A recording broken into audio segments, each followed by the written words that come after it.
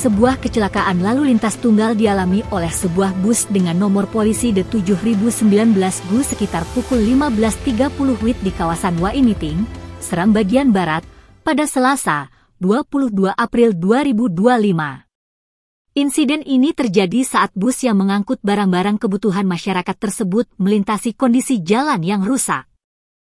Kasih Humas Polres Seram bagian Barat, Ibda Asep Suwisa, mengungkapkan kecelakaan ini dipicu oleh kondisi jalan yang tidak rata di sekitar Waimiting.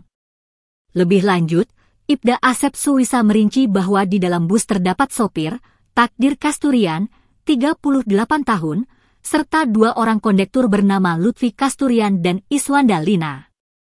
Kabar baiknya, bus tersebut tidak membawa penumpang saat kejadian berlangsung, sehingga tidak ada korban jiwa maupun luka-luka. Ibda Asep menerangkan bahwa bus dengan rute Ambon Waesala itu sedang dalam perjalanan mengantarkan barang-barang dagangan milik masyarakat di Dusun Melati, Hato Alang, dan Nagalema. Respon cepat dan gotong royong dari masyarakat sekitar patut diapresiasi. Ibda Asep menyampaikan rasa terima kasihnya atas kesigapan warga dalam membantu proses evakuasi bus dan barang-barang. Dirinya memastikan bahwa tidak ada kerugian berarti akibat insiden ini serta mengimbau para pengguna jalan agar lebih berhati-hati.